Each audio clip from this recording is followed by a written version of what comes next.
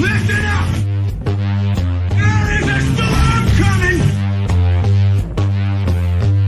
Like nothing you have ever seen!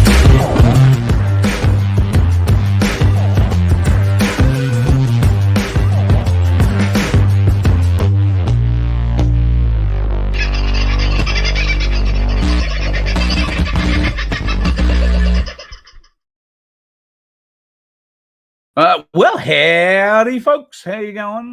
Trust you're having a pretty good sort of a Friday and nothing has been too taxing on you this week. If you've had to deal with Telstra at all, maybe not just this week, but every friggin' week, you would understand the kind of week I've had. I should tell you that if you have had a week like I have done, you can gain some modicum of stress relief. Let's call it that. Stress relief. When you are treated by Australia's largest telecommunications company as poorly as I feel I have been over the last week or so, there are steps you can take, and they start at the Telecommunications Ombudsman. But please listen carefully to the following advice. If you decide you want to complain to the Telecommunications Communications Ombudsman, then break your complaint down, because if you've had to deal with the Telstra customer frustration experts at all, you will understand that you don't have one problem, you have many problems, probably not one or two, but many. And when they try and fix your one problem, it turns into three more problems. And when those three more problems get fixed by somebody else because the person who fixed them before didn't know what they were doing, then those three problems miraculously disappear into absolutely no service whatsoever, and nobody knows what's going on. But you, being me, have got to go and stand in a non-existent queue at a Telstra store for 2 hours to pick up a... where is it? I think I may have eaten it, thrown it, chewed it up, spat it out by now. A SIM card that took less than 3 minutes to actually get. And then you get home and that fool tells you to insert it and you play the game. That doesn't work. He rings you back later that night and tells you to insert your old one because he's made that work. Well, that was last night. It's still dead. Still dead this morning. Still dead after a number of conversations today. So, multiple problems turn into multiple shit fights, and you get to speak with multiple dickheads as they try to fix it. You can think of this as therapy, folks. I just want you to think of this as therapy. What you can do is you can go to the Telecommunications Ombudsman's page and you can make a complaint against Telstra. I know it's a little bit of paperwork, but guess what? It's a shitload faster doing that paperwork than it is hanging on hold waiting for some numpty from Telstra to screw you around again and again. And let me put you on hold for 15 minutes.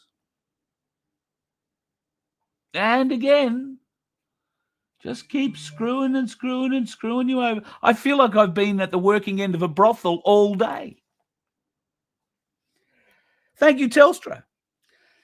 I did suggest to a friend of mine the thing I would like to see most is some Telstra people shafted with a telephone pole, hanging from the end of a telehandler, driven by somebody trained by an Indian, so that there's no chance this bastard will ever get it in the hole. He'll just beat that person to death slowly by whacking the stick against him.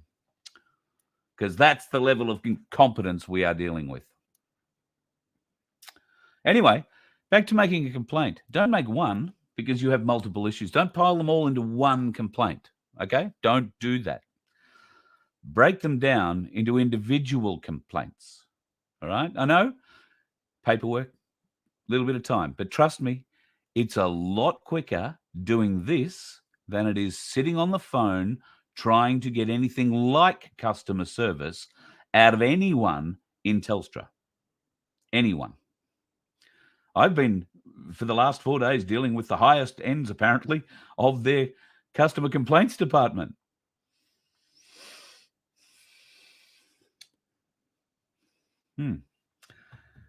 Anyway, do not lump all your complaints into one complaint. Oh, no, do not do that. That may feel immediately relief bringing to you in the stress field. It might feel like you've just popped the head of the pimple, relieved a bit of the pressure, spurted a bit of that goo out, and you feel a bit better. There's no, you've eased the pain. Don't do that. This pimple is deep, really deep. You know those pimples that you squeeze where you've got to go really deep down, you wind up dragging the thing up and it bursts in the palm of your hand? That kind of a pimple? That's the kind of pimple that Telstra is. You have to go deep, really deep. So how do you go deep on Telstra? You make a complaint to the Telecommunications Ombudsman, one complaint at a time. Every complaint against Telstra registered by the Telecommunications Ombudsman costs Telstra $2,500. Yep. So far, just in the last 72 odd hours or so, and me alone, Telstra have racked up $10,000 worth of complaints with the Telecommunications Office, and 17 hours more, actually, including today. I need to jack that up. I've done today, probably another 5, I'd say. So let's say 22 hours, let's be conservative, of my time this week, trying to deal with a bunch of complete morons who apparently call themselves customer service. The most misnamed department in all of fucking Telstra, as far as I can tell, because they are just moronic. If I had a wall, I'd bang my head against it, folks. That's how I feel. But anyway, I did feel like that. I have since squeezed that pimple. I have reached deep down and squeezed $10,000 worth of satisfaction out of Telstra today by complaining 4 times to the Telecommunications Ombudsman. $2,500 a time, that's what it costs Telstra. We'll get action or we'll send them broke. That would be my advice. Foreign-owned friggin' company collecting foreign-owned debt for slave masters. That's all these bastards are. And I am not fans of them stealing, because they're actually committing fraud at the moment with what they're doing to me. And they've charged me again, so I don't know if that probably does mean they've committed fraud twice this month on me. So, yeah, anyway, let's move on from that pack of worthless bastards and progress ourselves forward onto much happier matters. Have you checked out the log of claims? Now, the log of claims is something I commend to you for your consideration. John Wilson came up with a log of claims. It is a great little document, and you can download it at vofhq.com. It's fairly short. You will get a bit of an introduction. You will get the main points given to you. Then you'll get those main points explained. And then there is a little note from John in the end of it where, well, only in John's inimitable style will he get the message across. So I would encourage you folks, if you are at all interested in being part of this freedom movement, finding a direction for this freedom movement, then the log of claims is something I commend to you. Now, these are suggestions. We want you to look at them. We want you to consider them. We want you to think about whether there is anything that's been missed in there, or if the way things are phrased or framed, they could be done in a different or better way. We have had suggestions already, because feedback is what we require from you on this, folks. Feedback. As much feedback as possible. So please download it, share it, and talk about it, discuss it. See if you can get others to download it, share it, and discuss it. But most of all, send us your feedback. Is it a document you would be prepared to sign? Is it a document that you don't rate at all and would be not something you would be not prepared to sign? Is it a document that is okay, but you can see that there are changes that you would prefer to see made before it was signed? Or you have suggestions for points that aren't even raised on the document? You can send that feedback to locfeedback@vofhq.com. That's locfeedback@vofhq.com. So that's the deal with that. I want to talk about last night briefly. I did have a show with Cass Smith. We had to pre-record that show because Cass is, winging her way to Mexico as we speak, and is going away for a well-earned break. She has hurt herself. She's been under a phenomenal amount of work pressure, and not to worry, so have her team, but it's her turn in the queue to take holidays. It's not like she's just said, oh, bugger it, I'm going. So it's her turn to take holidays, and she's shot off to Mexico for a couple of weeks.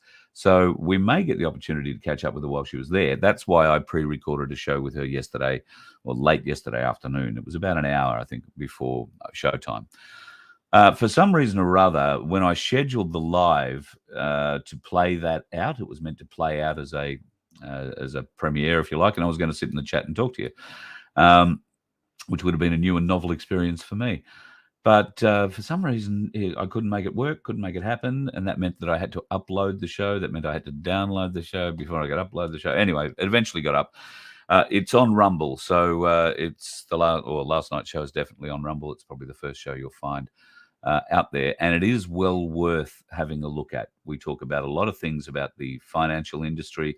We talk a lot of things about banks, from large ones to little community banks and credit unions, because we've had a lot of questions this week from you guys just about how safe is it to keep your money in a little community bank, a little community credit union, that kind of thing.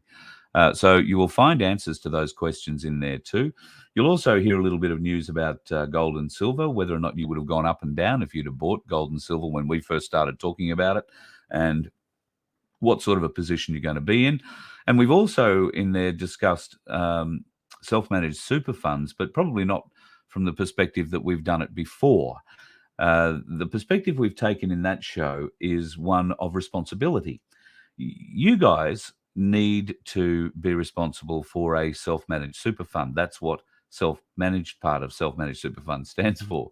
And of course, that means there's paperwork. That means there's government hoops and all sorts of other, little hurdles that need to be jumped over, particularly in the first phases of getting your super out of Big Super.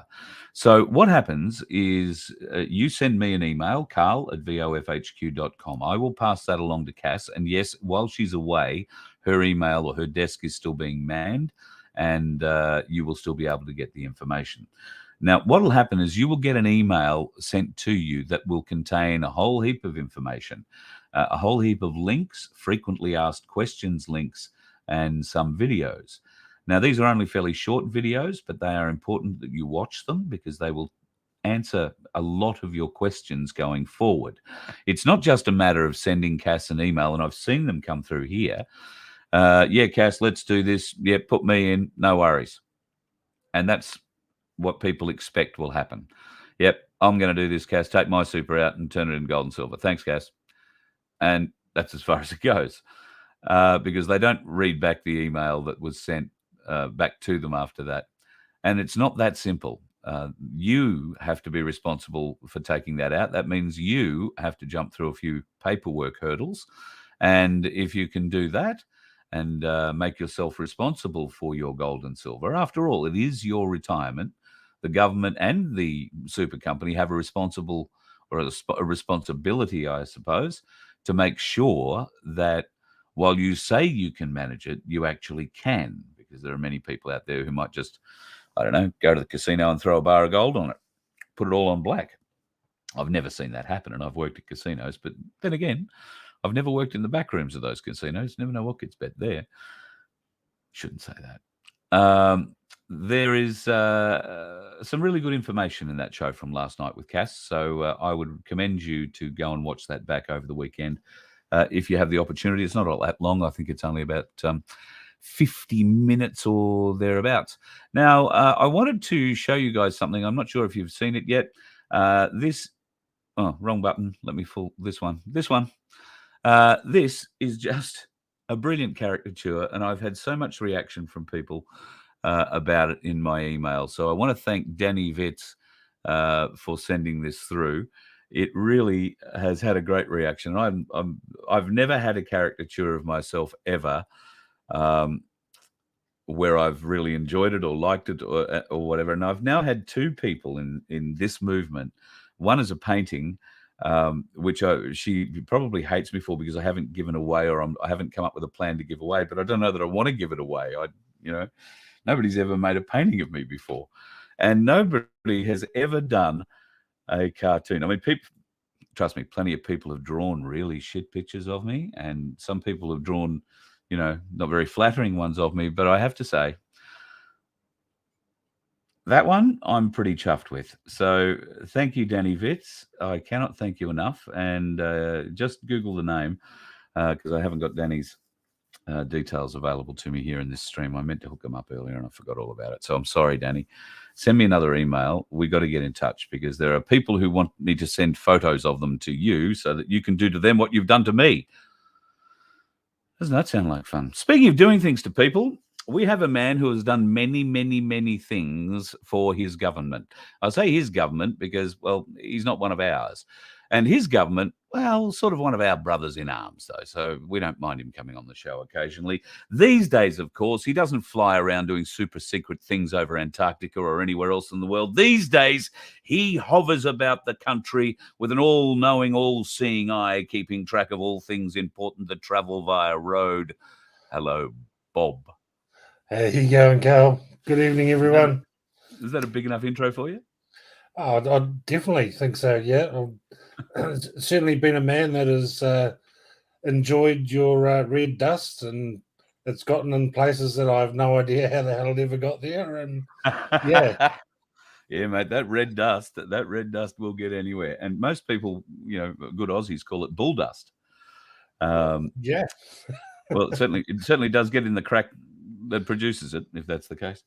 I've only been in the outback a couple of times in my life, and just how fine that dust is, the powderiness of that. Well, put it this way: when you travel over, say, something like the Grand Central Road or the Tanami Track or whatever with a road train, and you have your windows up, air conditioning going, you think, yep, great.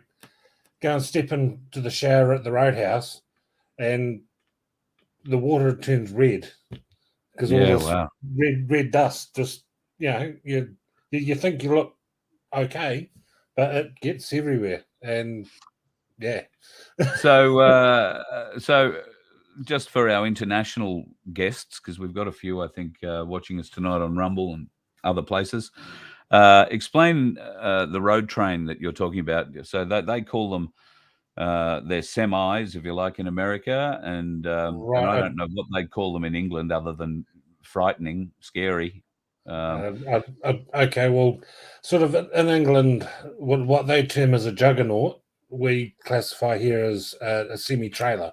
So you've got your tractor unit with a single trailer behind it. Yep. So think the road trains that I'm talking about, I've got 3 semi-trailers behind me with converter dollies, so they actually link up. So I'm knocking off down the road around 53 meters long and up to 130 ton. 130 ton traveling at what are you doing on the Tanami track? Up that way, I was heading out to mine sites, so full of everything from Caterpillar tracks, motors, rams, you name it.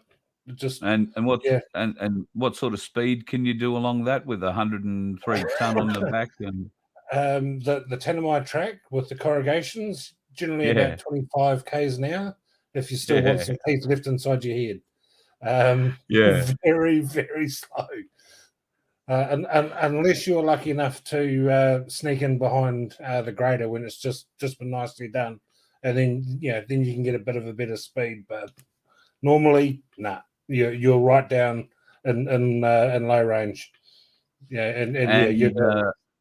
And you're pulling temperatures up that way of 45 degrees plus at certain times of the year too.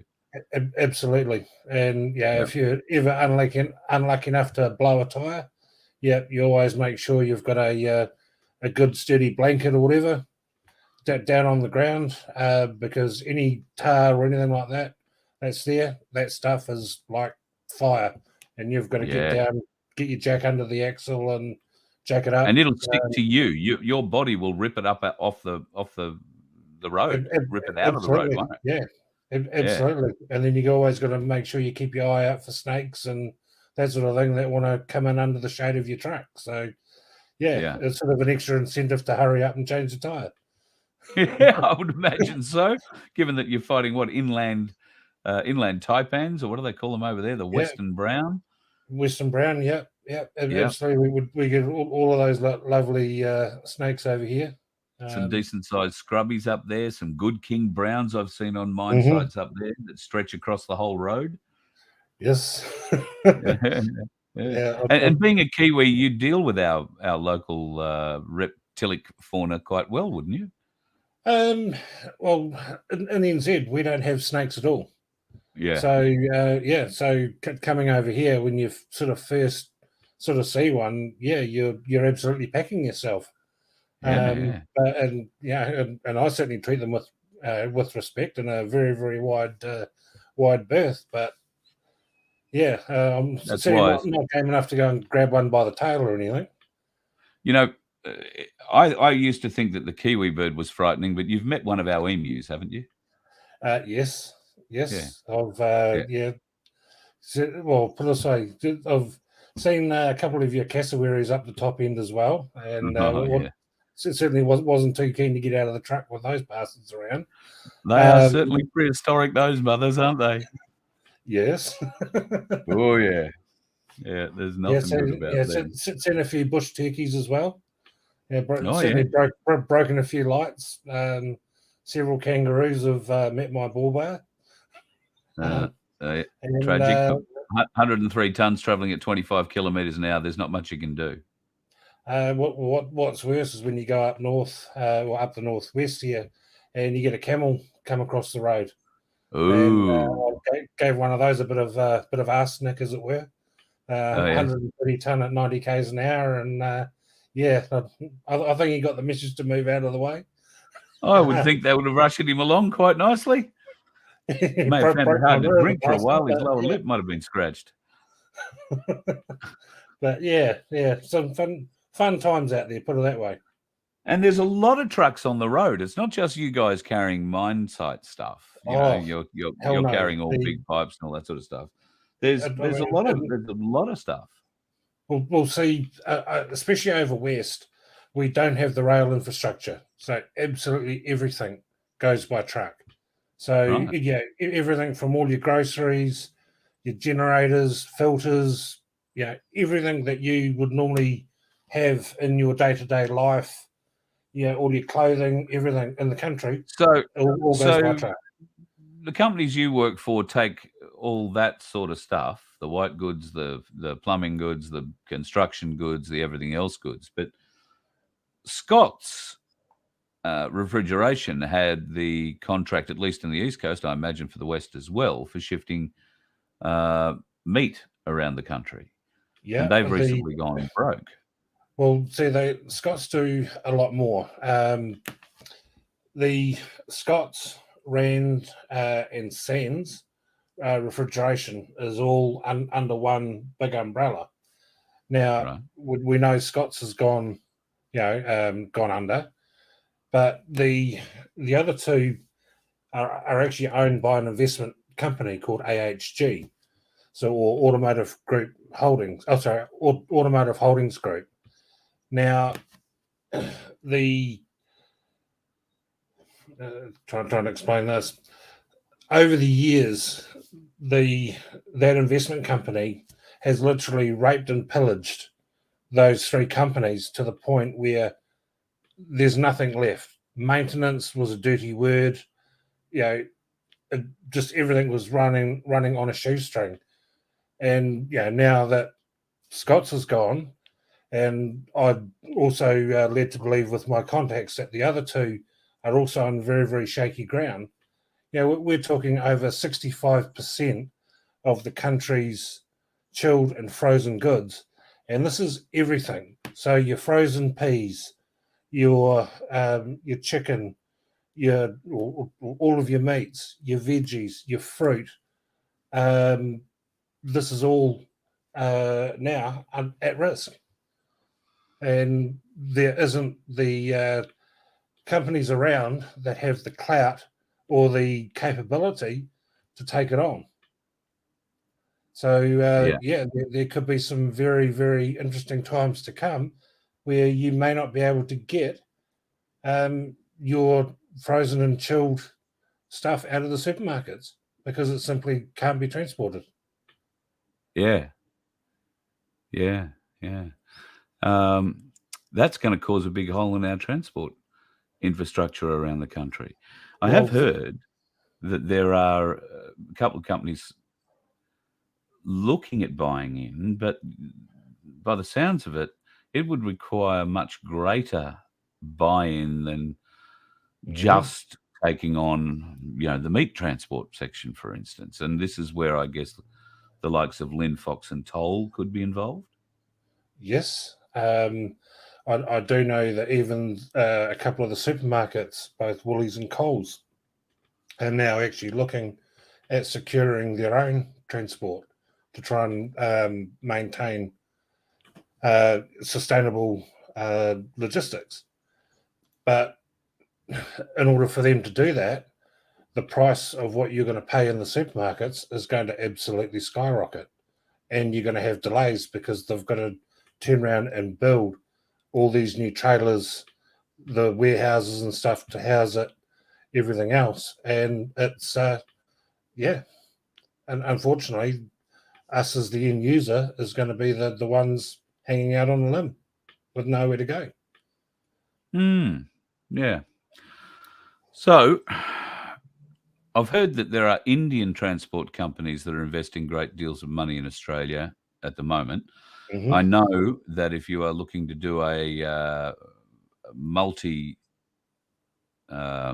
combination license at the moment, that you are fighting for a place in those courses because they are full up with former taxi drivers and Uber drivers who are finding it a little bit too difficult to,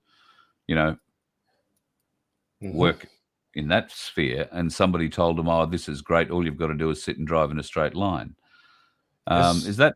Is that really what's happening in the industry at the moment, particularly in the driver training sphere?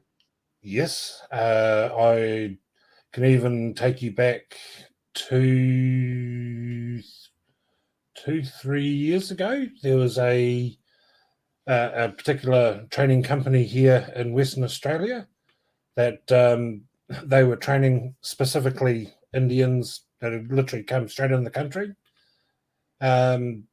They had put 350 something people through their licenses, and Main Roads Australia caught up with them, and they retested the whole lot, and 27 of those 350 odd people passed their license.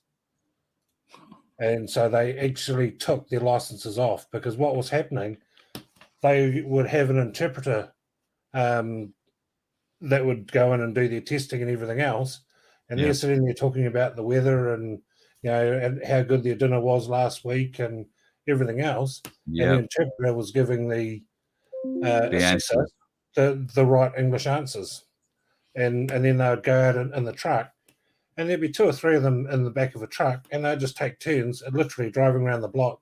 That was it. Boom. Here you go. Here's your license. And these guys, seriously, they'll turn up on a Friday with a car license.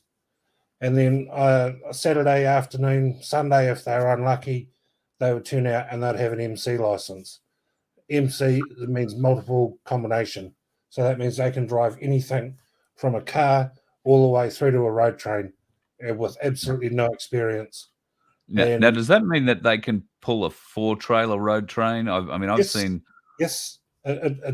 Depending on which state you go into, once you've got your license in one particular state for multiple combination, you can travel into the other states, and yes, you can carry a 4-trailer road train 130 ton, no trouble at all. And this is why you're starting to see in the news why so many of these are now turning over, because they don't know how to drive them, and two, how to actually manage the load. So when you hook up a road train, you never ever have your heaviest trailer on the very back. You always have your heaviest trailer right behind the prime mover. So then that way, if you do get a flat tire or you hit the wrong bump at the wrong time, the back of the trailer is not going to start swinging the rest of the truck out and pull you into the ditch. That's why. And because makes perfect sense. if sort of people can understand how a whip works, so if the if you had a car, say, come at the truck and he pulls the steering wheel quickly, it will act like a whip. Depending on how much weight's in that trailer, that is actually enough to literally pull them off the road. Yeah. And honestly, 130 ton, it doesn't stop quickly. And driver, see you later. He's a grease spot, because that weight will just simply pummel the cab and keep going. Yeah. So I've seen. Admittedly, I haven't been on the roads to see too many road trains as such. A lot of B doubles, obviously, every day, and it's amazing. Just about, I would say at least 5 in 10 drivers I see are Indian or Sri Lankan, and they are looking very nervous behind the wheel. Yes. There are a number of Facebook sites that sort of follow these guys, and obviously you're only ever going to make it if you've had a bad day. But there are consistent people who've come through similar or the same driving academies or learn to drive MC license schools who seem to be popping up in these pages all the time, and their inability to be even able to back a B double. I know that I'm saying that rather flippantly, having never tried to back one myself, but there is an art, and the best part of the art is keeping the bastard straight from the start, isn't it? Correct. Yes. Yeah. It is. I mean, yeah, but B doubles aren't too bad because you've got two trailers. So easiest way to think of it, when you start to back up, where the your back axles of your prime mover, where they're pointing, that's where your back trailer is going to start to want to go. So you can put those round corners and stuff quite happily. Now, when you go to a road train, so we're talking double road train, you've now got 3 points of articulation. And to back one of those, 5% of the driving population in Australia can back one. Yeah, wow. It is one of the hardest things you'll ever do in trucking. And I mean, they've got someone here saying about the iron ore road trains. 158 ton, they're on private roads. So 130 ton on 3 trailers, that's on a public road. Yeah, and there are smaller 4-trailer rigs that I've seen, but they still come in within those same specifications, 53 meters long, 130 ton. Yep. I've also seen the 200,000 litre, or I beg your pardon, 50,000 litre fuel tankers. I think that's what they store generally, a normal fuel tank. Keep going on that. Oh, really? Yeah, the trying to think, standard semi used to cart fuel, depending if you're carting diesel or petrol. Diesel's heavier, so on a semi trailer, if you're carting diesel, normally about 25 to 26,000 litres.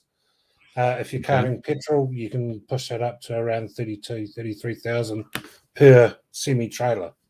So I've seen trucks coming out of the Mackay port pulling 4 of those trailers. I've seen photos of one of those trailers with the side ripped out of the last 2 trailers because the bloke driving it got it wrong very badly. These sorts of things are happening all the time. In the trucking industry, what is the level of jab involvement? Did you have to get jabbed to keep your job in the trucking industry, or are there Yes. unvaxxed out there driving? The very lucky ones are unjabbed. The majority of the trucking population out there are jibby jabbed, and that was simply to get access to the ports, get access to your supermarkets, certain distribution warehouses, and mine sites. So I would really say the majority of your trucking population are jibby jabbed. And of course, the majority, I would suggest, of new drivers coming through the trainee system will have had to prove their worthiness by getting a jab as well. I asked this question leadingly. Most people will have seen, I don't have it here to show. Recently in Sydney, a truck ran off the side of the road at speed, wound up driving along the footpath through a number of front fences, took out a bus shelter, and eventually wound up coming to rest after crossing a road, a T-junction road, in somebody's front driveway, with the bus stop, interestingly, still pushed up against the front grille. The driver had a medical episode. Now, that's just the one that got a lot of publicity because I think it happened in Sydney or Melbourne. But I have been contacted by people further north from me here saying that the amount of truck drivers that are falling ill at the wheel is significant, and that in one case, a roadhouse that I happen to know very well on the road from here north has had the occasion on 7 times now to call an ambulance for a dead truck driver sitting in the stall, either waiting for or after his meal.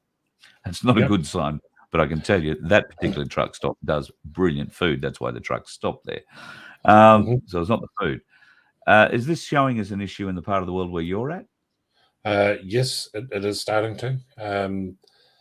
I do work for a larger firm, and yes, we are starting to see medical retirement of drivers, 30s, 40s, and with heart-related issues, kidneys, blood clots. It is starting to show. I don't suppose you're involved at the end of the industry where you get to see what the insurance figures are, or what sort of insurance has to be carried these days for big freight businesses. But I imagine that all this is going to be included at some stage. Yeah. I mean, the amount of freight already that has to be shifted is staggering. Now, give people an idea, we're 6,500 drivers short in WA as we speak, and that's getting worse by the day as more and more people are medically unfit to work. Yep. And at the moment, there's just more and more foreigners piling in. For the simple fact is, there's not the locals to do the work. So, is the government in your part of the world reaching out overseas for, shall we say, skilled migrants? Maybe they've driven a bus up the Hindu Kush Pass or something, and they figure they can come here and drive road trains? I believe they are. The other crazy policy that our dictator over here decided that he wants to do is give those younger Australians or younger license holders the ability to come up and start driving road trains and whatnot before they're 20. So, these guys can barely hold a car on the road, and they think, go barreling into corners and hang on, and it's all good fun. And now you want to give them a 130-ton missile to take it somewhere? Yeah, and tell them that it's speed limited to 90 kilometers an hour. Oh yeah, the young blokes will love that. All right, let's get off trucks. Let's get on to it. Let's get on to our other favourite topic. Politicians.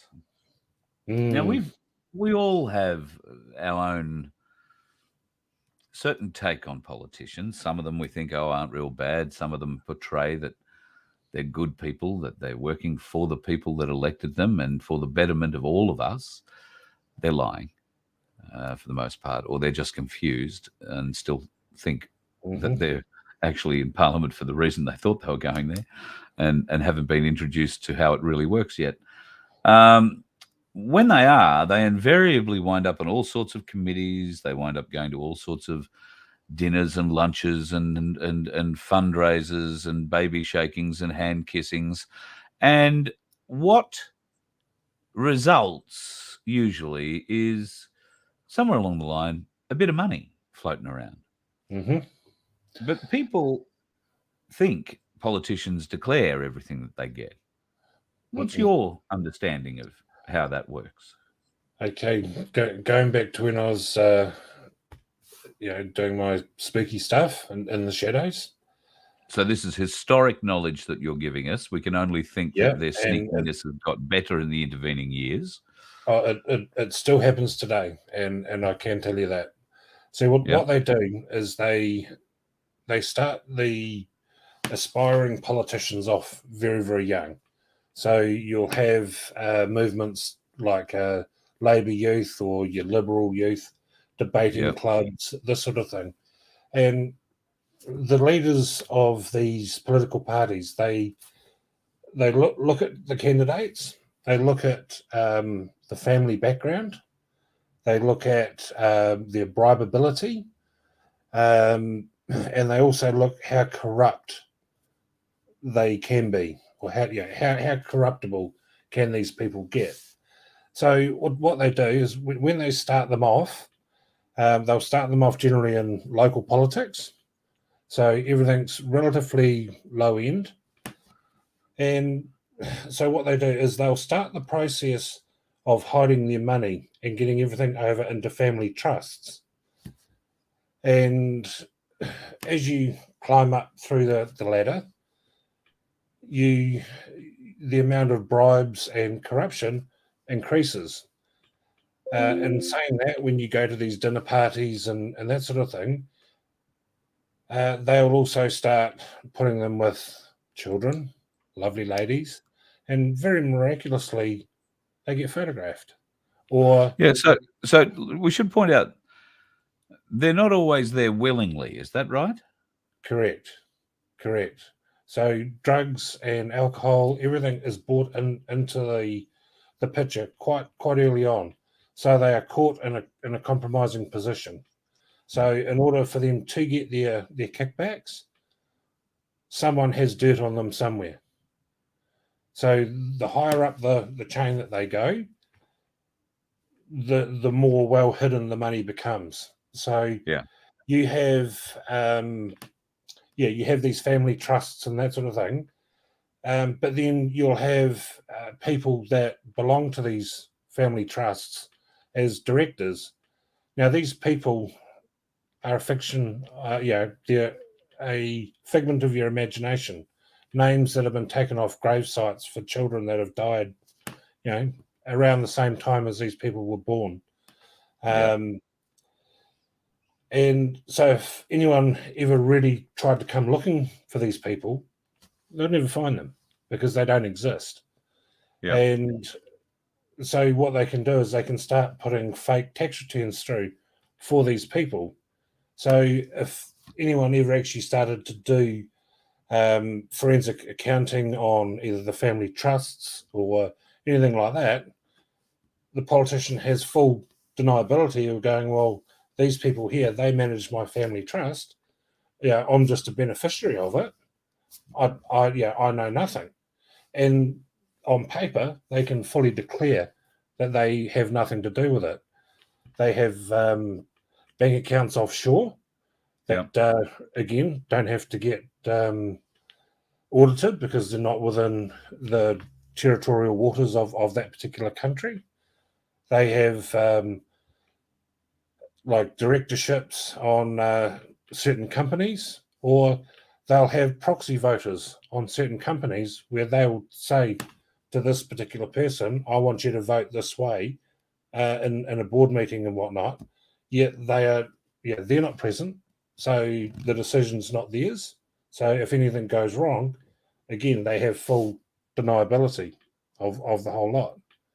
And the more up the chain they go, the more and more of this corruption that you will see. And especially when they start going to places like casinos, high-level business meetings, we're talking some serious money changing hands. And we're not talking $1,000 or $2,000 here. We're talking $500,000, million at a time for certain politicians. They want you to vote this way. Yeah, you get a couple of million in your back pocket. And the whole lot of it is never, ever accounted towards them. It always goes into these shell companies, family trusts, whatever, well away from them. And so they have full deniability of everything. And because they supposedly don't earn a lot of money, they will claim tax benefit for absolutely everything that they can, which is why when they go to a lot of their meetings and everything else, they have the finest of everything, but they all have an expense account at the end of it where they can claim all their so-called benefits, but you and I as the taxpayer, we're the ones that have just paid for it. Yeah.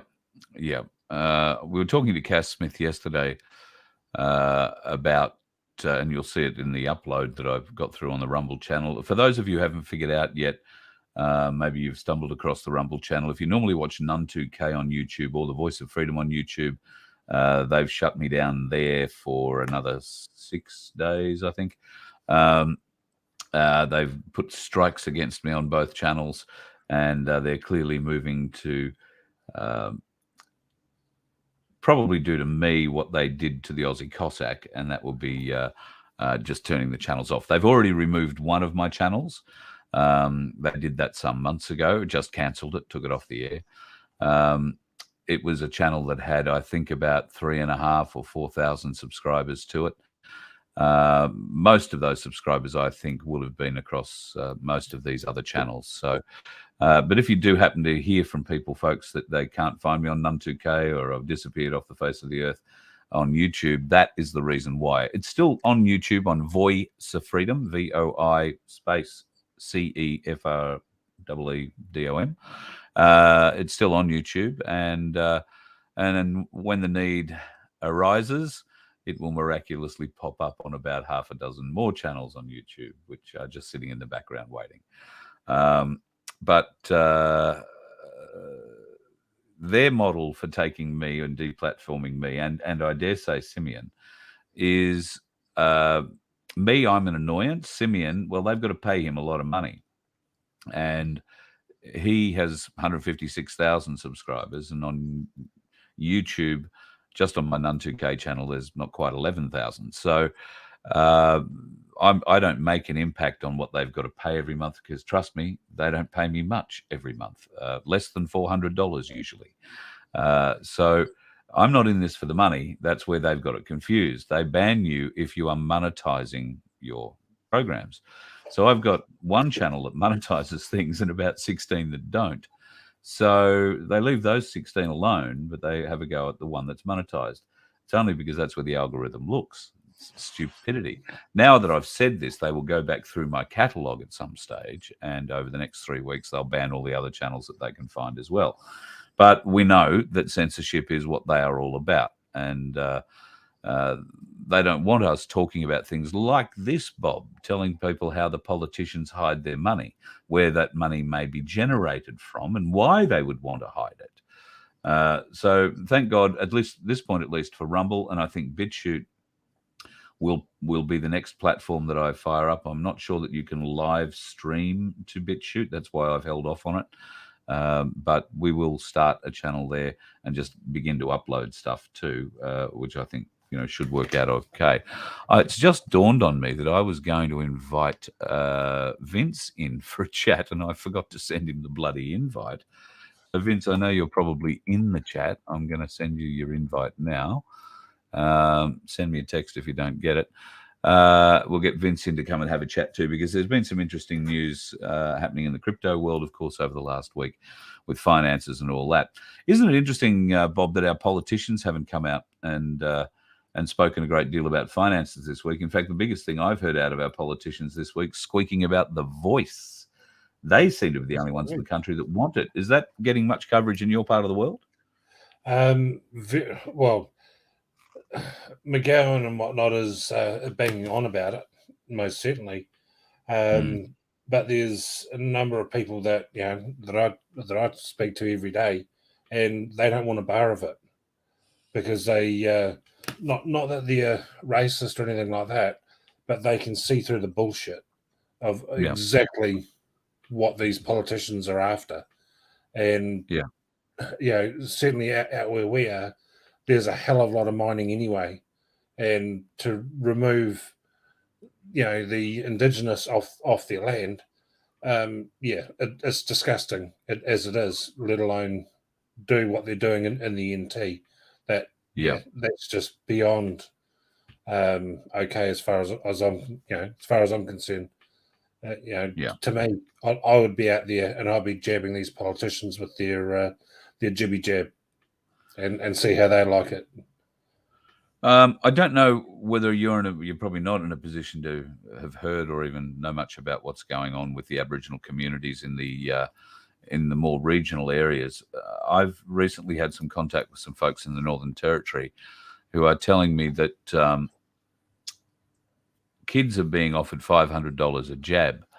And because the social welfare card has been stopped or rescinded or whatever, the payments are now going straight to mum and dad. Mum and dad are at the pub. The kids are not getting any food. So to get money to get food, they're going to get jabs. Some of them have had 9 jabs, and one person I've spoken to has had 3 children die in front of him on the streets in the last month. Those children are 9, 11, and 14 years of age. So are you hearing any stories like that coming out from communities in WA? I'm actually hearing that from some of our line haul truckers. Where these poor buggers literally they're keeling over. We're talking children, teenagers, just walking down the road, and next thing, bang, they're just taken out. Heart attacks, brain aneurysms, the whole shooting box, and this is straight out genocide. I mean, they are after our indigenous, obviously, because they don't want the knowledge that they carry or the elders carry being shared. They want that sort of stuff silenced, and so they can carry on with their agenda. And to me, it doesn't get any worse than this. I would agree. I don't think we're apportioning blame here. JJ has got something up here. Then blame it all on whites, and we're not, and we're racist. No, no, that isn't the argument, and that is a very childish way of putting it. It's not a matter of being racist. I mean, there are attitudes that need adjustment on both sides of the color argument. I will agree. Mm-hmm. But if we cannot unite black and white in this country, then we cannot unite as a country. So some people, particularly white fellas, might need to get off their high horse. I understand they feel they've done a lot, they've said a lot, they've been apologised for on their behalf by a numbskull in bloody Canberra. There's a lot that white people in this country believe Aboriginal people have been given or are exposed to or get a leg up for or whatever. Get over it. Mm-hmm. We need to draw a line. They are killing our children. White and black, they don't care. 38,000 children a year go missing. The bulk of them Aboriginal. Mm-hmm. Now, if you're one of those white fellas who says, "Oh, well, that's all right, it's only black kids," fuck off now. Yep. Right? You're looking at the wrong show. You're fighting on the wrong side. All right? Mm-hmm. This is not the place for you. We need to unify. Mm-hmm. We need to unify, and they are killing our kids in secret in regional areas. And I call them our kids because I was born here like those kids were. I consider myself Indigenous. I don't consider myself an original of this nation. I think that's maybe where the line can be drawn. But I certainly consider myself Indigenous, black, white, whatever color. If you were born here, you're Indigenous to this country. Mm-hmm. We're not going to go back and refight 230 or 40 years of history. We are not. 223 years of history, really, isn't it? I suppose I get the timing right. We're not going to go back and refight that. You've got the apology. Black people got the apology. Corporate black people got the apology. It was all about corporate bullshit. And now the people that really matter, the original people of this land that really matter, are going to have everything cheated off them again by a bunch of scheming fucking politicians with big money hidden accounts. Mm-hmm. And they're going to lose everything. Because at the moment, and I don't know that all of our Indigenous are capable of understanding this. I don't know if all of our originals are capable of understanding this, because many of our original nations people don't speak English. What a surprise. They speak their own dialect. I think there are something like 339 Aboriginal tribes or clans in Australia. And I think there are something like 339 different Aboriginal languages. And not all of them can cross-work, so to speak. So getting the communications across, getting clear communication, making sure that comprehension takes place, understanding what this truly means to our original nations people is the most important point of this argument for our original nations people, and I would suggest for just about all of us that want to unify our nation. The voice is a bad thing for the country as a whole, but it is an extra bad thing for all the black fellas in this country. I can't begin to tell you how bad it is. And do not let your corporate Aboriginal masters tell you any different, because they're smiling because they're the ones that are being paid millions of dollars and have been over the years through the land councils and other to keep you as slaves. Rise up, not with your spears. We do this in a non-violent way, but rise up, become aware of what they really are taking from you. And what they really are taking from you is everything. Because right now, any Aboriginal on this nation, any Aboriginal or Torres Strait Islander in Australia is not under contract with our government. The entire point of adding a voice to our constitution for the Aboriginal and Torres Strait Islanders is to bring Aboriginal and Torres Strait Islander people under contract into this cabal system. You are above it now, people. If only you had the strength and knowledge to use that position, you could save us all. But as it turns out, now the most important vote in our nation's history is this one, where you must vote no to the voice. It is that important. The people that want you to vote yes to this are the same ones paying your children $500 a jab and will give them as many as 9 so far and then watch them die on the streets. They're the same people that will hand you your royalty check with one hand, but make sure you're jabbed with the next. And trust me, you can't spend that royalty check if you're dead. If you sign the voice, if you make that law, there'll be no more royalty checks. None. There'll be no more of that from your government. Your corporate Aboriginal leaders will get very rich, but you will just stay where you are, unheard and excluded, ignored, like many other Australians. But I fear you might cop the worst of it. So we cannot allow the voice to get up. Vote no for the voice. That's where I stand on all of that. And make up your own mind. Do your own research, folks. But that is what it's all about. And I don't give a flying, you know what I don't fly about, for the trolls in the chat.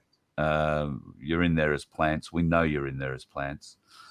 We know a great deal of things about you. And Cuz, I think somebody may have booted you already, but I've got a couple of your little remarks I was going to address. You're not even worth addressing, you fool. Yeah, trolls, mild amusement on a bad day. That's about all I use them for, mate. But we don't get too many trolls when you come on, Bob. They don't mind what you say. Maybe we should play a little thing on Antarctica that suggests the world is flat and see whether that shits themselves. Because you've been there. You've seen the lumpy bits. You've seen all the white. How far inland were you allowed to go? For us, we were mainly out over the sea, but I got shown enough of some of the coastline in order to see things that if the bullshit that mainstream media put out, that people believe that this is just an ice continent and there's nothing there. Well, ancient ruins, statues and pedestals and everything else that are there in plain sight. Funny how that never gets on TV, but it's down there. Yeah, and pyramids. Yeah. Pyramid statues, huge statues. Yeah, you can actually see like remains of ancient castles, buildings, big block buildings. It's all there, but again, covered up, and and that's just what's on the surface. I'd hate to think also what's under the sea and things that we can't see. And that's the interesting bit, isn't it? I've got to tell you, the first time that I am allowed to try and organize a flight to Antarctica that's not going to get shot down because of where we want to go, I can't wait to go and see what's down there. They do say be careful of what you wish for, but I just think there is so much down there that they can't hide it for too much longer. I don't think. No. When I was in the Air Force, there was rumblings over the Erebus crash, and that the actual crash was engineered specifically because where they were flying, they didn't want that evidence coming back, because they were flying pretty much up the McMurdo Sound, close to where I was. And if you actually had a fairly good camera, you would have picked up those ancient artifacts. And I heard rumblings, but I never actually saw full papers and stuff, and I reckon that there's a good chance of it. But the Erebus crash was actually designed to stop aircraft flying, or passenger aircraft flying down there, because they didn't want you to see what was down there. Yep. I know a few years ago now, Qantas were allowed to start taking flights down there. I think they're allowed to do 4 or might be 8 flights a year now. But in the early days, it was really only 1 or 2. And they were given very strict parameters of where to fly, how long they could be down in certain areas and all that kind of thing. And one of those flights was turned around after it had got past Hobart, left Sydney and was heading past Hobart, or past south of Tasmania at any rate, and was diverted. Was told it couldn't continue on the flight path or whatever, or the planned flight. So they sort of tried to fly around in circles for an hour and see if they were able to get back in. And eventually that didn't happen. They all wound up flying home again. No excuse given, no nothing, no bad weather, no nothing. Just all of a sudden, out of nowhere, all permission down there was rescinded for them to go. Yep. So, because there is actually flights out of South Africa, but where they go, it's literally right in the middle of no man's land, and there's not a lot of anything there, purposely. Yeah, right. So they're well away from any artifacts and that sort of thing. It's just ice. Yeah, Um, and I know and people who've been on the cruises out of not Antarctica. What am I trying to say? Argentina, and yeah, that the same kind of deal. Those you're only shown. You think it looks huge, but what you're really only seeing is essentially a 5 kilometer or 10 kilometer piece of the Antarctic wall, if you like. yep, absolutely. And yeah, Right. there is so much more to it than what most people even know. And Yeah, absolutely. and Uh, I mean, yeah, I know some things down there, and we'll talk about those on another show. Maybe if Chris is there one day, but Absolutely, we'll grab Chriso back, the star seed, and see whether or not he can bring a little more joy to the party, mate. I'm sure he can. absolutely. But yeah, a lot of people will. Yeah, they probably won't believe what is down there. I know it is a little weird to think that there could be, well, all manner of Things stuff and down there. happenings.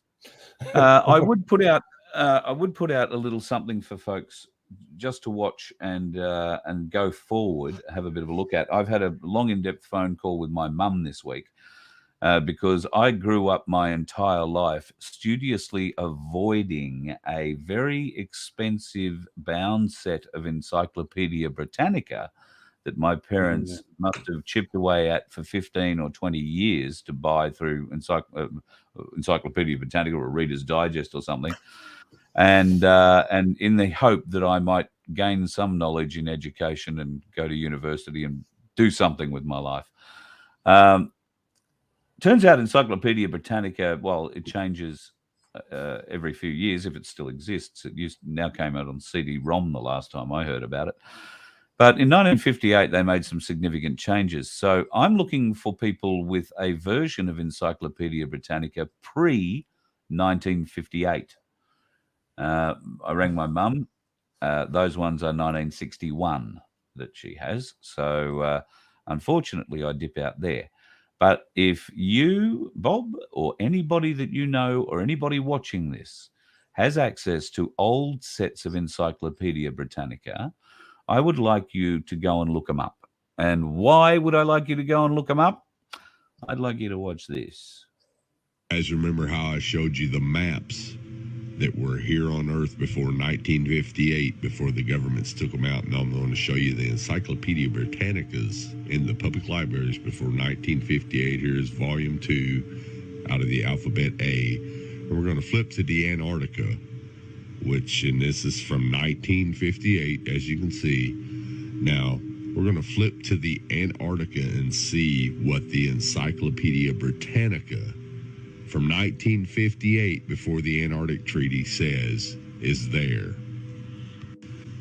Now, you won't find this in the new encyclopedias because the government's banned them. But what I want you to notice right here is, notice how it says the flights proved inland areas to be featureless in character, with a dome 13,000 feet high at about latitude 80 degrees south, longitude 90 degrees east.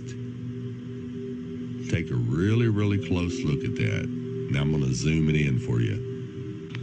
When they returned to New Zealand, these flights proved the inland areas to be featureless in character, with a dome 13,000 feet high at about latitude 80 degrees south, longitude 90.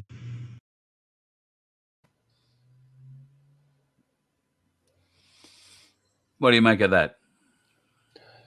Well, if people actually want to go and do a bit of study, go and look in the Bible, Quran, some of the other early ancient religious texts, and you'll actually find that they talk about a dome across the entire world. And I think the dome is mentioned about 14 times in the Bible and called the firmament. Correct. And it's made of something called sky ice, which is essentially like a super cooled oxygen, which is why your sky is blue, because oxygen, when it's frozen, is a beautiful sky blue color. Not making this stuff up, folks. Check it out. Been an interesting night, Bob.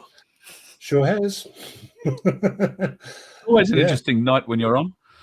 Shall we leave people with maybe 90 seconds of more questions than answers? Yeah, why not? Why not? All right. Movie, it's not about the movies I made in the past. It's a confession of sorts. It's about a movie I made that nobody is aware of, even though they've seen it. I perpetrated a huge fraud, which I am now about to detail. Okay. Involving the United States government and NASA. All right. And I'm sure you've heard the rumors that the moon landing was fake. The moon landings all were fake. And I was the person who filmed it. The conspiracy theorists were right on this occasion. Why? I don't know about Paul McCartney's death, but they were right. Okay. Why in God's name would... I don't know what to ask you first. Why the hell, if you're telling the truth, why would you do it? Why are you telling me? I mean, what? Do you think it's important for people to know the truth? A massive fraud, an unparalleled fraud perpetrated against them. They should know. They're already suspicious of the government. They may as well have their suspicions confirmed and justified.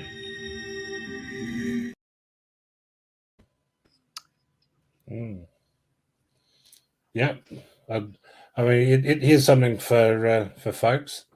Go and have a look at the old film footage. Doesn't matter where you get it from. Looking at the moon landing and the first footsteps and everything taken by Neil Armstrong. But just ask this question: who's behind the camera that's watching him come out of the space vessel? No, And that is answered because NASA have put out and did put out many years ago an example. And if you go and actually ever see a model of the spacecraft, the camera was swung out off an arm that was attached to the outer part of the LEM. That was how that supposed vision took place.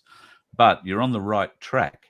The best vision to actually watch is the liftoff of the LEM as it goes back to meet the thing, because the camera focused on the landing point, the LEM blasts off and the camera pans up with it. So not only did they leave a cameraman on the surface of the moon, but they left the camera and the film, because there was no Wi-Fi, there was no throw video in those days. So, Yep. So the cameraman who filmed the LEM leaving the moon is either still on the moon, or there was a second LEM to take him and the film that he shot back to Earth and give us the show. Or there is a third possibility. Maybe Stanley Kubrick was involved. Mm-hmm. Do we And think? just think that the TV cameras back in that time, they weren't little, and they sure as hell weren't light. So, Nope. No. But we do have a great movie called The Dish that tells the true story of how the moon landing went, don't we? we do. Look, even if it's just a bloody funny story, it's still just a bloody funny story. Bob, I'll let you go. I know you're a busy man and you've had a very big week putting very heavy things in places all over the country. I appreciate the effort you put in for us. Not a problem at all. And thank you to everyone. And it's a pleasure. And I'll certainly come back and tell you a little bit more of where I've been and what I do when the time's right. I look forward to it, mate. You have a bloody good weekend. Absolutely. And just want to say in leaving too, folks, this war is about life. It's not about being black, white, or brindle. It's about life. Yeah. Humanity, our brothers and sisters in Together. humanity. Absolutely. Yeah. Unity Thanks, through mate. community, folks. My place is the way to go. Bob, cheers. Thank you very much. Have a good. There, mate.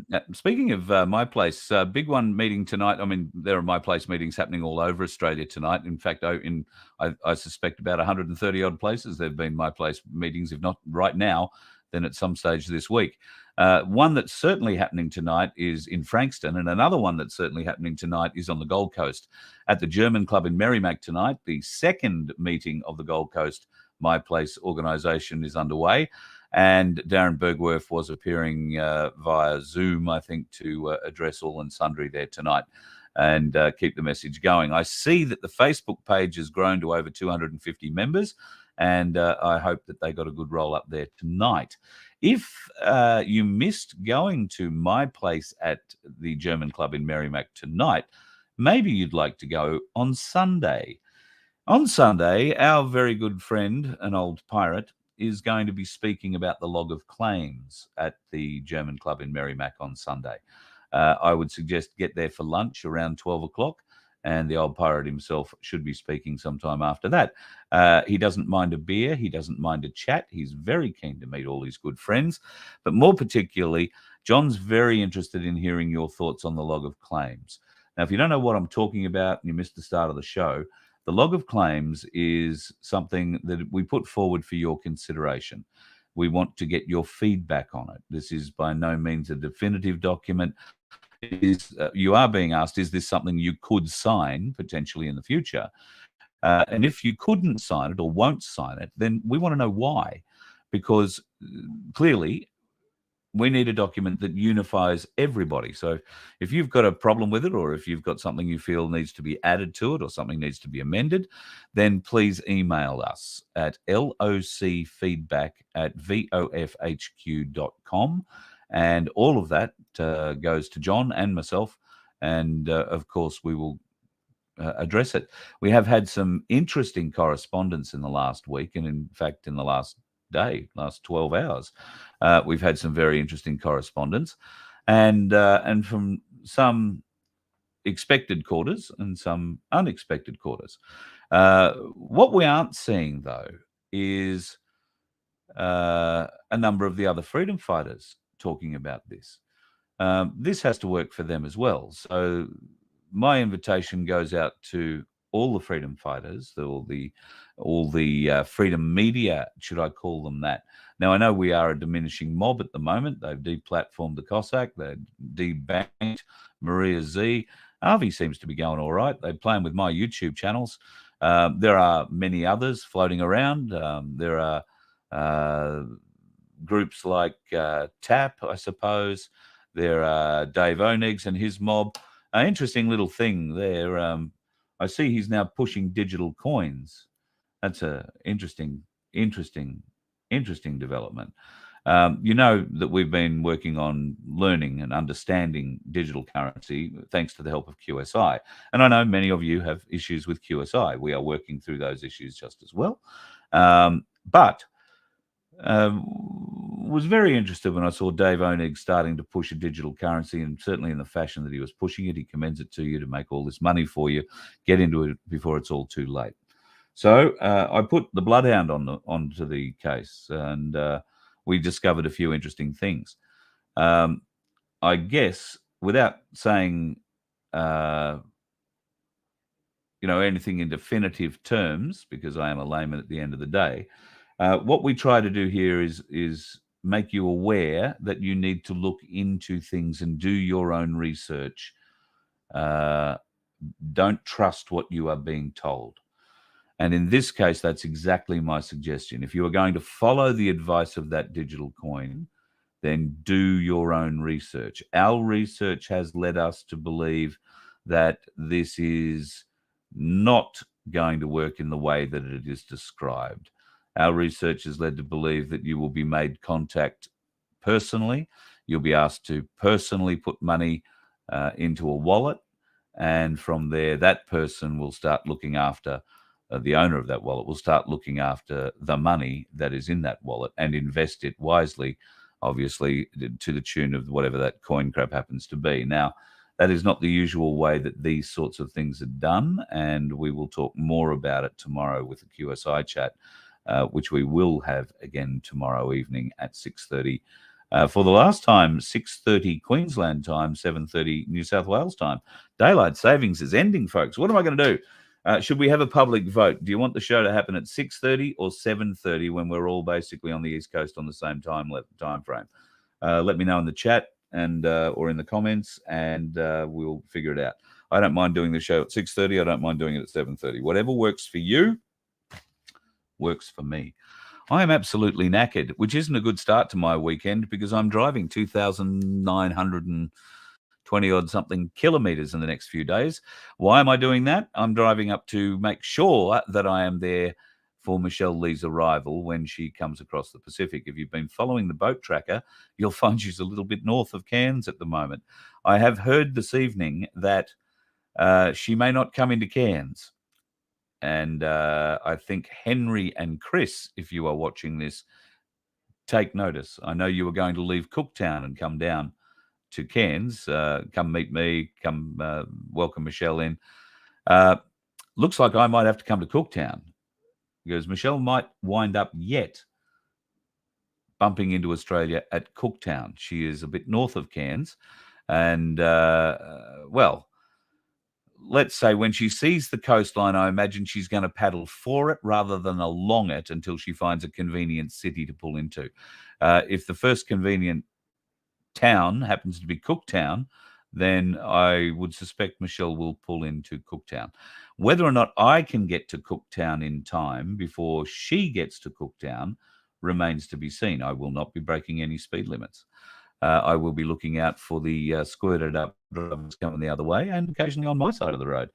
But there is a lot of distance. I think Cooktown's about 330, 340 k's north of Cairns. We've timed everything to sort of arrive at a certain point in time. It's going to be look, we're going to do the best we can, but if she paddles far, isn't that just the irony of this, right? How hard should it be for me to arrange a timeline for me to drive, say, 2,000 kilometers and arrive at the same time? I'm driving in a car that's capable of traveling at, the speed limits. And I've got to time my arrival with a woman who's paddled her way 14,400 kilometers across the Pacific Ocean. And I might be late. Got to tell you. That's a pretty frustrating thought to deal with. But I will deal with that as we drive up. So we're going to leave Sunday and be in Cairns Monday. And with a bit of luck, Michelle won't be. That's the hope. Could be a little bit upsetting. Not upsetting. I mean, it's just shit happens. If we get there and she's already arrived, she's already arrived. Who's going to ring her and say, hey, listen, can you just slow down for another 6 hours while I, paddle my way north in the car? So that's not going to happen. I will do everything I can to be wherever Michelle bumps into the country. But I don't know. If she goes north of Cooktown, what the hell is north of Cooktown? But regardless, I'll do my best to get there. If you'd like to help us get there, that'd be great. Fuel is the biggest cost in this journey by a long, long, long way. So you can go to our website, VoFHQ.com, if you'd like to. You can donate. I would suggest, though, take up a membership if you can, because we are working on the legalities, and there are certain legalities that I have to put in place. But I have been saying, members, there is nothing in it for you. Well, there is about to be something in it for you. We're going to run a competition that will be only for members by way of thank you. And that competition, at least in the first instance, is going to be some silver. Now, no, it's not going to be a kilo of silver or anything like that, because I don't have the money to get a kilo of silver and give it to you. But we will have some silver. And depending on how much of it you want in one hit, we might be able to give away anything from an ounce at a time, or to announce to a number of winners, or we might be able to give away a bit more to one winner. And I'm going to endeavor to try and do this on a monthly basis. So we've just got to get the legalities out, make sure that we've got the terms and conditions up on our website. And once that's happened, we can legally give you the chance to take home some silver from Voice of Freedom. I've been thinking about prizes and what we could do for members. And look, it won't be much, but it'll be more than the $1.25 a month you can become a member for. If you choose to be a member for $1.25 a month, thank you very much. You can choose other levels of membership. That, I think, is the bronze one. There is a silver membership. It's sort of, nice synchronicity there. And there is gold membership. Now, can I just say, if you're thinking about becoming a gold member or even a platinum or above member, then maybe eventually, if we get enough gold members, maybe we can give away a bit of gold. I mean, an ounce of gold is only very, very tiny. But still, an ounce of gold in your pocket is better than anybody else's, isn't it? And for a small investment of becoming a member with Voice of Freedom, that's what potentially we might be able to give away in a couple of months' time. But in the very near future, we will run a competition for silver, and the prize will only be available, and entries will only be available to our members. So go to the website, vofhq.com, and become a member.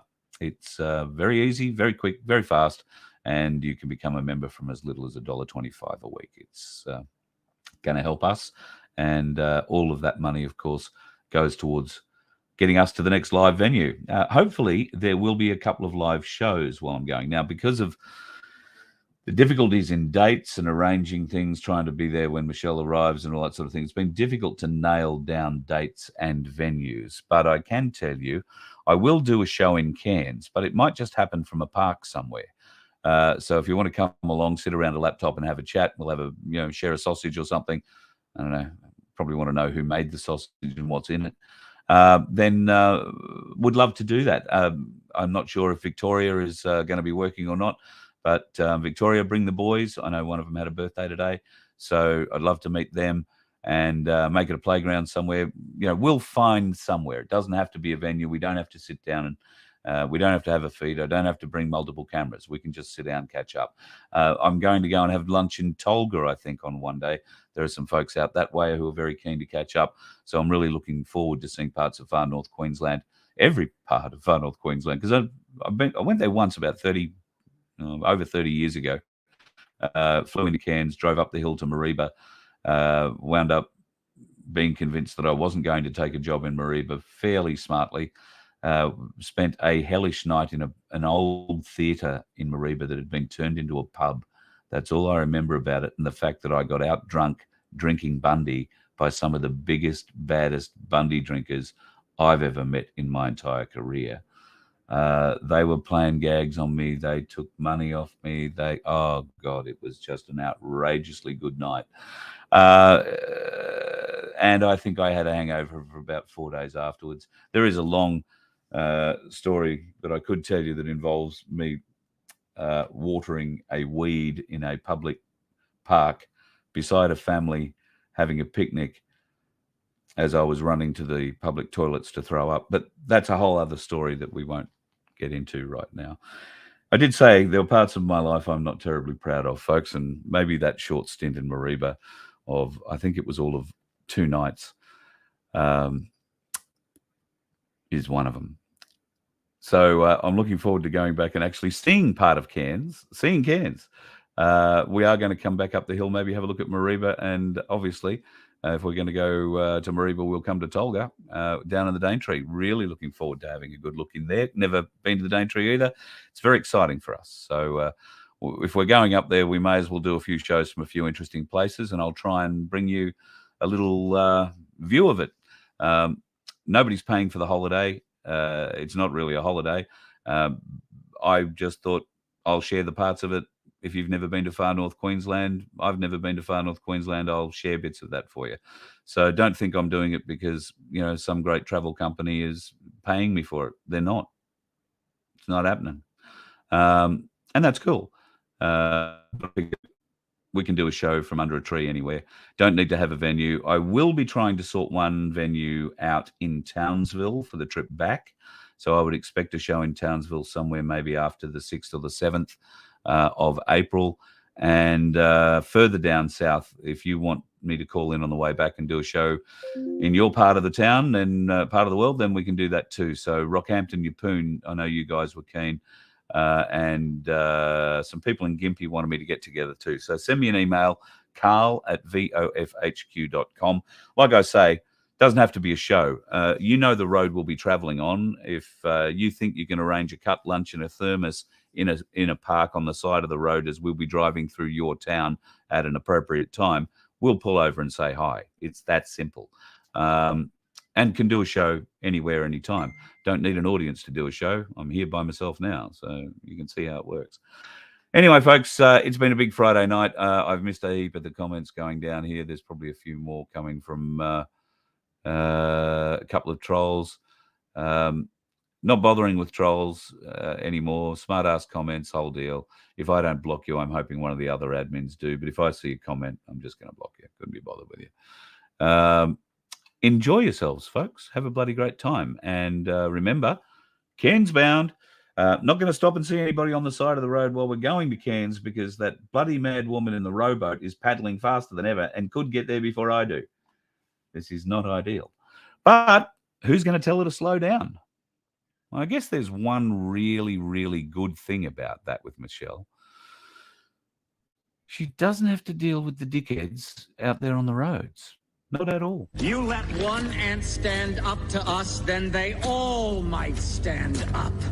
Those puny little ants outnumber us 100 to 1. And if they ever figure that out, there goes our way of life. It's not about food. It's about keeping those ants in line. That's why we're going back. Does anybody else want to stay? Let's rock!